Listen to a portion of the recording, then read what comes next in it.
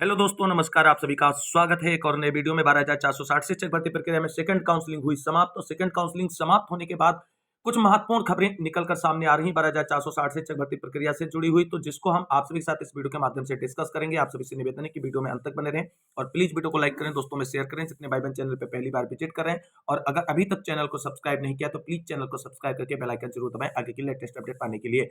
इस वीडियो में हम बात करेंगे टीटी 2016 इनवैलिड, 50% आवेदक हुए बाहर, मेरिट लिस्ट और अंतिम चयन सूची को लेकर के क्या है एससीईआरटी से आप सभी के लिए बड़ी अपडेट। जिले के आवेदकों को मौका देने के लिए बीएसए को ज्ञापन कार्यक्रम शुरू, सेकंड काउंसलिंग का सही आंकड़ा जिलेवार, जिसमें प्रमुख जिलों का जो आंकड़ा हमारे पास आ चुका है आप सभी के साथ डिस्कस करेंगे। तो आप सभी लोग पैशंस पूर्वक वीडियो में अंत तक बने रहें। तो आइए साथियों शुरू करते हैं आज का ये वीडियो। साथियों, जैसा कि आप सभी लोग जानते हैं, कल जो सेकंड काउंसलिंग आयोजित की गई बेसिक शिक्षा विभाग उत्तर प्रदेश की तरफ से 12,460 शिक्षक भर्ती में 6400 रिक्त पदों को भरने के लिए, उसमें जो भीड़ निकलकर सामने आई है वो आप सभी लोगों को कहीं ना कहीं हतोत्साहित कर रही कि इतने आवेदक हैं, अब हम लोगों का चयन कैसे सुनिश्चित होगा। तो आप सभी साथियों को बता दें, उस भीड़ के कई कारण थे साथियों, क्योंकि भर्ती में सेकंड काउंसलिंग जो अपनाई गई ओपन टू ऑल कर दी गई। इसमें आप सभी को बता दें, जिन जनपद में सीटें नहीं बची थी उन जनपद के आवेदक भी मौका पा गए काउंसलिंग कराने का। दूसरा, आप सभी को बता दें, सभी को काउंसलिंग के लिए बुला लिया गया, यानी कुल मिलाकर के जितने आवेदक थे 12,460 शिक्षक भर्ती प्रक्रिया में, सभी को सेकंड काउंसलिंग में मौका दिया गया, इसलिए संख्या बढ़ी। और तीसरी बात आप सभी को बता दें, यहां पर शिक्षा मित्रों को भी ऐड कर लिया गया था काउंसलिंग में और शिक्षा मित्रों ने भी कल काउंसलिंग कराई है। और उसके साथ साथ आप सभी को बता दें, इस भर्ती प्रक्रिया में जो काउंसलिंग कराई गई है इसमें सबसे ज्यादा संख्या आप सभी को बता दें 50% जो आवेदक हैं उनकी संख्या है, जिनके पास यूपीटीईटी 2016 का पेपर देने के बाद जो 17 में रिजल्ट आया है उनकी संख्या है। तो कुल मिलाकर के आप सभी को बता दें, जो वैलिड और फेयर कैंडिडेट हैं और जिन्होंने काउंसलिंग कराई उन्हें निराश और हतोत्साहित होने की जरूरत नहीं है, क्योंकि इस भर्ती प्रक्रिया में केवल फेयर आवेदकों का ही चयन किया जाएगा। इस बात को लेकर के आप बिल्कुल सिक्योर हो जाइए, क्योंकि विभाग की तरफ से इन सभी बातों को सॉर्ट आउट करने के लिए ही आप सभी के जो काउंसलिंग में आवेदन जमा किए गए हैं उनका पुनर्परीक्षण कराया जा रहा है अधिकारियों के द्वारा और उसके बाद अंतिम चयन सूची जारी की जाएगी। और इसके बाद आप सभी को बता दें, कुछ अभ्यर्थियों की तरफ से कुछ जनपदों से खबर निकलकर ऐसी आ रही है कि कुछ साथियों ने कई जगह पर आवेदन कराया है, तो उनके लिए विभाग की तरफ से खतरे की घंटी बज चुकी है। जिन्होंने कई जगह काउंसलिंग कराने का प्रयास किया है या काउंसलिंग कराई है उनको कहीं से भी नौकरी नहीं मिलेगी और उन्हें नौकरी से हाथ धोना पड़ सकता है, क्योंकि सचिव साहब के सख्त निर्देश जिला बेसिक शिक्षा अधिकारियों को प्राप्त हो चुके हैं कि किसी भी बिहाफ पर घपलेबाजी नहीं होनी चाहिए भर्ती प्रक्रिया में। तो कुल मिलाकर के आप सभी को बता दें, यूपीटीटी 2016 के बिहाफ पर जिन आवेदकों ने आवेदन किया है 12,460 शिक्षक भर्ती प्रक्रिया में और काउंसलिंग भी कराई है, तो उन सभी आवेदकों को भर्ती प्रक्रिया से बाहर जाना पड़ेगा, क्योंकि इसके लिए आप सभी को बता दें बड़े स्तर पर फेयर आवेदकों की तरफ से कार्रवाई शुरू कर दी गई है। आप सभी लोग देख सकते हैं इससे जुड़ी हुई महत्वपूर्ण अपडेट। तो दोस्तों, आप सभी लोग यहां पर देख सकते हैं कि सेवा में श्रीमान जिला बेसिक शिक्षा अधिकारी जनपद चित्रकूट उत्तर प्रदेश, चित्रकूट के आवेदकों की तरफ से किया गया विषय है 12,460 शिक्षक भर्ती प्रक्रिया में यूपीटीटी 2016 के आवेदकों को बाहर करने के लिए, यानी 2016 यूपीटीटी पास आउट को 12,460 शिक्षक भर्ती से बाहर करने के संबंध में महोदय निवेदन है कि यूपीटीटी 2016 का परीक्षा परिणाम 12,460 शिक्षक भर्ती के विज्ञापन के बाद जारी हुआ था।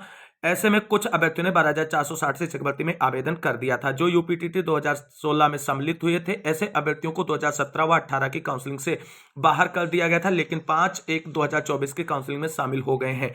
ऐसे अभ्यर्थियों को जो 12,460 शिक्षक भर्ती के विज्ञापन के बाद यूपीटीटी 2016 पास आउट अभ्यर्थियों को 5/1/2024 की काउंसलिंग से बाहर किया जाए।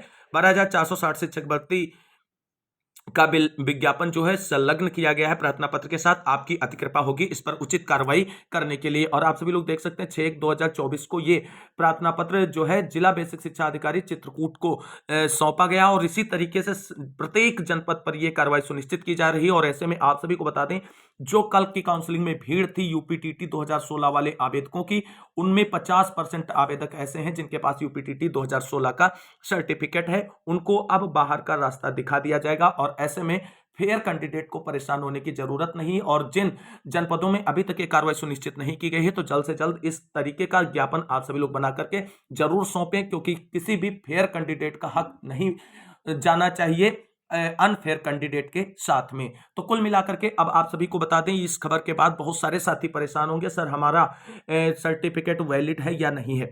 तो आप सभी साथियों को बता दें, जिन साथियों ने यूपीटीईटी 2015 में पेपर दिया था और जिसका रिजल्ट या मार्कशीट 2016 में आई थी, वो 100% वैलिड है और उनको परेशान होने की जरूरत नहीं है। लेकिन अगर आप सभी को बता दें, जिन अभ्यर्थियों ने यूपीटीटी 2016 का पेपर दिया है और जिसका रिजल्ट आप सभी को बता दें 2017 में आया है, उन्होंने अगर वो मार्कशीट लगाई है 12,460 शिक्षक भर्ती में, तो उनके लिए खतरे की घंटी है और उनका जो आवेदन है, उनका जो सर्टिफिकेट है टीईटी का, वो पूरी तरीके से इनवैलिड है और उनको बाहर कर दिया जाएगा। वहीं आपको बता दें, इसी के साथ साथ सीटेट 2016 पास आउट अभ्यर्थियों ने अगर अपने सीटेट के सर्टिफिकेट और मार्कशीट को लगाया है, तो वो पूरी तरीके से वैलिड है, उनको भी परेशान होने की जरूरत नहीं है। तो कुल मिलाकर के यहां पर क्लेरिफाई करना है आप सभी को कि अगर आपने 2016 में पेपर दिया है और आपकी टीटी की मार्कशीट या प्रमाण पत्र 2017 में आई है और आपने उसी बिहाफ पर 12,460 शिक्षक भर्ती प्रक्रिया में आवेदन किया है, तो आपका आवेदन जो है इनवैलिड के अंतर्गत काउंट किया जाएगा। तो सभी लोग अपने अपने चेकआउट कर सकते हैं, किसी फेयर कैंडिडेट को परेशान होने की जरूरत नहीं है। वही हम मूव करते हैं अगली प्रमुख खबर की तरफ। वहीं आप सभी लोग जानते हैं 12,460 शिक्षक भर्ती में जो सेकंड काउंसलिंग कराई गई, ओपन टू ऑल के अंतर्गत कराई गई है और ओपन टू ऑल कराने के बाद में जो जिला वरीयता वाले आवेदक हैं, उनकी तरफ से अब ये डिमांड की जा रही है कि हम लोगों को प्रायोरिटी दी जाए मेरिट लिस्ट में। और उसी मांगों को लेकर के आप सभी को बता दें, जिला बेसिक शिक्षा अधिकारियों को ज्ञापन कार्यक्रम शुरू कर दिया गया है। और यह भी पहली खबर चित्रकूट से निकलकर सामने आ रही है। सेवा में श्रीमान जिला बेसिक शिक्षा अधिकारी महोदय जी, जनपद चित्रकूट, उत्तर प्रदेश। विषय चित्रकूट जनपद में आवेदन करने वाले अभ्यर्थियों को प्रथम वरीयता देने के संबंध में महोदय, निवेदन यह है कि चित्रकूट जनपद में आवेदन करने वाले अभ्यर्थियों को प्रथम वरीयता देने की कृपा करें। सीट शेष बचने पर अन्य जनपदों के अभ्यर्थियों को मौका दिया जाए। अन्य कई जनपदों में भी यही प्रक्रिया अपनाई गई है और ये चित्रकूट के आवेदकों की तरफ से जो है जिला बेसिक शिक्षा अधिकारी को पत्र सौंपा गया और इसमें कहा गया कि चित्रकूट जनपद के अभ्यर्थियों को प्रथम वरीयता दी जाए, उसके बाद अन्य जनपद के आवेदकों को मौका दिया जाए शेष रिक्त सीटों को लेकर के। लेकिन आप सभी को बता दें, ऐसा कुछ होने वाला है नहीं, क्योंकि इस भर्ती प्रक्रिया को सीधे बेसिक शिक्षा परिषद के सचिव प्रताप सिंह बघेल जी जो है वो लीड कर रहे हैं और उनके निर्देशन में ही भर्ती प्रक्रिया आगे बढ़ रही है। तो भर्ती प्रक्रिया में काउंसलिंग ओपन टू ऑल अपनाई गई है, तो इसमें किसी भी जनपद के आवेदकों को वरीयता देने जैसी कोई बात नहीं। ओपन टू ऑल के बाद अब कॉमन मेरिट बनने जा रही है, मतलब मूल जनपद के आवेदक और अन्य जनपद के आवेदक जो उन्होंने उस जनपद में काउंसलिंग कराई, तो दोनों को मिलाकर के कॉमन मेरिट बनेगी और इस तरीके से जो अनंतिम चयन सूची और मेरिट लिस्ट तैयार होगी, उसमें उस जनपद के आवेदक और दूसरे जनपद के आवेदक जिन्होंने उस जनपद में काउंसलिंग कराई, दोनों को सम्मिलित करते हुए फाइनल लिस्ट तैयार की जाएगी। तो किसी भी साथी को परेशान होने की जरूरत नहीं, इस तरीके की मांगों को लेकर के प्रयास किया जा सकता है जिला वरीयता वालों की तरफ से, लेकिन इस पर अमल किया जाना बहुत ही मुश्किल है दोस्तों, क्योंकि काउंसलिंग प्रक्रिया ओपन टू ऑल हो चुकी है और अब इस तरीके की भर्ती प्रक्रिया को आगे परिवर्तित नहीं किया जा सकता है। अब मूव करते हैं अगली प्रमुख खबर की तरफ।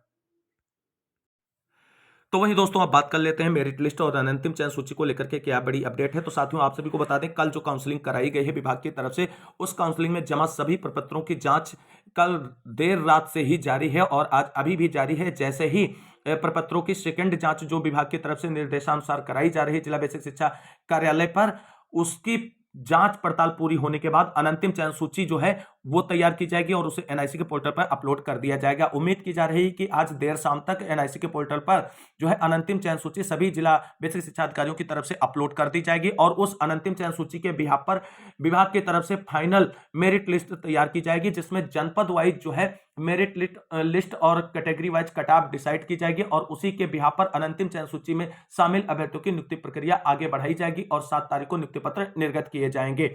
अब बात कर लेते हैं सेकंड काउंसलिंग का सही आंकड़ा जिलेवार क्या निकलकर सामने आ रहा है। साथियों, आप सभी को बता दें, सेकंड काउंसलिंग जो हुई है जिसमें इतनी भीड़ सामने निकलकर आई है काउंसलिंग कराने के लिए, उसके बाद आप सभी को बता दें सोशल मीडिया पर जो है अफवाहों का इतना तेजी से दौर आगे बढ़ा कि आवेदकों को यह समझ पाना मुश्किल हो रहा है कि कुछ चीजें ऐसी बियॉन्ड द लिमिट शेयर की जा रही हैं सोशल मीडिया पे जो बिल्कुल भी कल्पनातीत नहीं है। क्योंकि आप सभी को बता दें, 60,000 के समथिंग कुल आवेदक थे 12,460 शिक्षक भर्ती में। और सोशल मीडिया पे डाटा शेयर किया जा रहा है कि कुल 51 जनपद में जो कल काउंसलिंग कराई गई उसमें लगभग 60,000 लोगों ने काउंसलिंग कराई है। साथियों, आप सभी लोग खुद अपने मन में विचार कीजिए कि जब 60,000 कुल आवेदन हुए थे 12,460 शिक्षक भर्ती प्रक्रिया में, तो उसमें 51 जनपद के पहले ही नियुक्ति पा चुके हैं और उसके बाद 0 जनपद के चयनित अभ्यर्थी 2930 में नियुक्ति पत्र पा चुके हैं। अब उसके बाद 60,000 नए आवेदक कहां से आ गए काउंसलिंग कराने। तो कुल मिलाकर के चीजें सोशल मीडिया पर ज्यादा हवा बनाई जा रही। चीजों को सही से जानने के लिए हमने आज के सभी प्रमुख समाचार पत्रों का सहारा लिया और वहां से जो है आप सभी लोगों के लिए एग्जैक्ट डाटा निकालने का प्रयास किया है। तो आप सभी लोग जानते हैं कि 7 साल बाद भर्ती प्रक्रिया पूरी होने जा रही है और भर्ती प्रक्रिया अपने अंतिम चरण में है। तो आज के सभी प्रमुख अखबारों ने सभी जनपदों के काउंसलिंग डाटा को विस्तार से डिस्कशन किया है और उसी के बिहाफ पे आप सभी लोगों के लिए यह डाटा तैयार किया गया है। तो पहले देख लेते हैं आप सभी लोग किस किस जनपद का डाटा यहां पे शेयर किया गया है। तो दोस्तों, यहां पर आप सभी लोग देख सकते हैं कि ये भदोही जनपद की है काउंसलिंग डाटा और यहां पर इस तरीके से सभी जनपदों का हम डाटा आप सभी को दिखा रहे हैं। उसके बाद दोस्तों हम आप सभी को जो रेडी किया गया है डाटा उसको दिखाएंगे। तो यहां पर आप सभी लोग देख सकते हैं ये खबर निकलकर सामने आ रही है सिद्धार्थनगर जनपद से और उसके बाद यहां पर आप सभी लोग देख सकते हैं कन्नौज जनपद का डाटा आप सभी लोग साथ यहां पर डिस्कस किया गया है। और उसके बाद यहां पर गोंडा जनपद की काउंसलिंग डिटेल यहां पे आप सभी के साथ डिस्कस की गई है। और यहां पर आप सभी को बता दें जो फाइनल डाटा हमारी तरफ से तैयार किया गया है उसको डिस्कस कर रहे हैं। यहां पर आप सभी लोग देख सकते हैं ये अमेठी जनपद से खबर निकलकर सामने आ रही है कि शिक्षक भर्ती में काउंसलिंग कराने को उमड़े अभ्यर्थी। और उसके बाद यहां पर आप सभी लोग देख सकते हैं ये खबर निकलकर सामने आ रही अमेठी से ही ये खबर है। और ये बलरामपुर से खबर काउंसलिंग खबर निकलकर सामने आ रही है। और उसके बाद यहां पर बहराइच से आप सभी लोगों की काउंसलिंग जो कराई गई उसका जो है खबर निकलकर सामने आ रहा है। और यहां पर आप सभी लोग देखेंगे सीतापुर जनपद में सबसे ज्यादा भीड़ रही क्योंकि सबसे बड़ा काउंसलिंग सेंटर यही था, सबसे ज्यादा सीटें रिक्त इसी जनपद में थी, इसलिए यहां पर भीड़ आप सभी को बहुत ज्यादा संख्या में देखने को मिली। और इसी तरीके से यहां पर आप सभी लोग देख सकते हैं एक बार फिर से अमेठी की खबर आप सभी के सामने महाराजगंज से भी काउंसलिंग जानकारी निकलकर सामने आ रही है कि शिक्षक भर्ती डाइट पर 446 ने कराई काउंसलिंग। तो इस तरीके से साथियों हमने ये श्रावस्ती की खबर है आप सभी लोगों के लिए जो मैंने यहाँ पे दिखाई है आप सभी को। अब हम बात करेंगे दोस्तों कि क्या एग्जैक्ट डाटा निकल कर आ रहा है जनपद वाइज, सही आंकड़ा क्या है काउंसलिंग का। तो दोस्तों आप सभी को बता दें जनपद वाइज हमने जो डाटा तैयार किया है काउंसलिंग का ये बिल्कुल एग्जैक्ट डाटा है और इसके पीछे पूरा लॉजिकल और एनालिसिस करने के बाद ही इसे तैयार किया गया। ऐसा नहीं कि कहीं से उठा करके छाप दिया गया है, अनुमानित नहीं है साथियों, ये विश्लेषण के बाद डाटा निकलकर सामने आया है। तो 12,460 शिक्षक भर्ती सेकेंड काउंसलिंग में अभ्यर्थियों द्वारा काउंसलिंग का आंकड़ा जो निकलकर सामने आया है वो इस प्रकार से है। सीतापुर में लगभग 2200 आवेदकों ने काउंसलिंग कराई है। गोंडा में 1300 के समथिंग आवेदकों ने काउंसलिंग कराई है। वहीं महाराजगंज में आप सभी को बता दें 450 के समथिंग आवेदकों ने काउंसलिंग कराई है। कासगंज में जो डाटा निकलकर सामने आ रहा है वो 350 से 400 के समथिंग है। वहीं अमेठी का डाटा 485 या 86 के समथिंग निकलकर सामने आ रहा है। इसमें आप सभी को बता दें अमेठी के साथ साथ अन्य जनपद के अभ्यर्थियों का डाटा भी इंक्लूडेड है। बलिया में 1500 के समथिंग आवेदकों ने कराया है काउंसलिंग और वहीं बहराइच में 200 प्लस कैंडिडेट ने जो है काउंसलिंग कराई है। हाथरस में दोस्तों जो खबर निकलकर सामने आ रही है और डाटा वहां से जो निकलकर सामने आया है उसमें लगभग 1000 के समथिंग आवेदकों ने काउंसलिंग कराई है, जिसमें हाथरस के साथ साथ अन्य जनपद के आवेदक भी शामिल हैं। एटा में 100 आवेदकों ने काउंसलिंग कराई है। मथुरा में लगभग 50 आवेदकों ने काउंसलिंग कराई है। वहीं कन्नौज में 28 प्लस आवेदकों ने काउंसलिंग कराई है। अमरोहा में 25 आवेदकों ने काउंसलिंग कराई है। बिजनौर में दोस्तों 50 प्लस आवेदकों ने काउंसलिंग कराई है। वहीं चित्रकूट में आप सभी को बता दें लगभग 300 के समथिंग आवेदकों ने काउंसलिंग कराई है। सिद्धार्थनगर जनपद में 700 आवेदकों ने काउंसलिंग कराई है। भदोही में 460 के समथिंग आवेदकों ने काउंसलिंग कराई है, जबकि हमीरपुर में दोस्तों 500 के समथिंग आवेदकों ने काउंसलिंग कराई है। और श्रावस्ती में 46 आवेदकों ने जो है सेकंड काउंसलिंग में पार्टिसिपेट किया है।